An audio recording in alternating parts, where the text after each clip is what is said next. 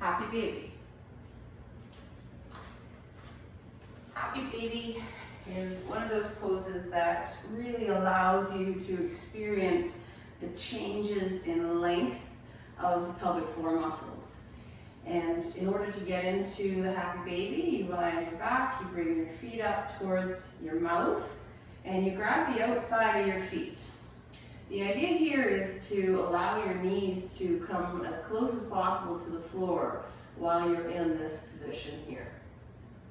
It's extremely important to focus on your breath and observe where it travels to. The hope is that you will feel the abdomen expand when you inhale, and you will begin to feel the two sit bones moving apart, and this kind of stretching or lengthening experience should be felt in the pelvic region.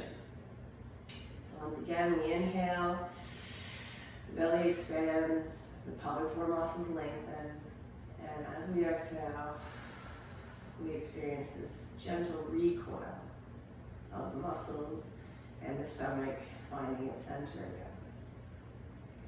If you feel discomfort in the hip flexors when you're doing this particular stretch, just get out of it, reset, shake your legs out,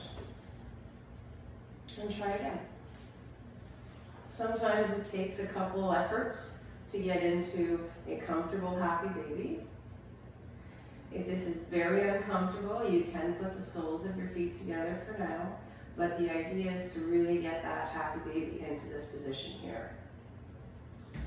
Now, with the happy baby, you can, after you've done 3 minutes of holding this position, you can try to improve the flexibility of your hamstrings and inner thighs.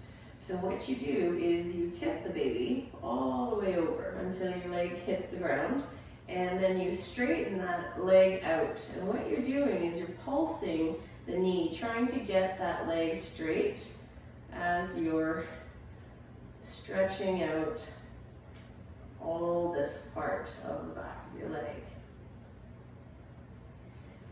Make sure that this leg isn't coming too tight or is not bending too far. You want to maintain a 90-degree angle bend in the knee of the top leg, and you're just trying to work out the hamstring on the bottom leg.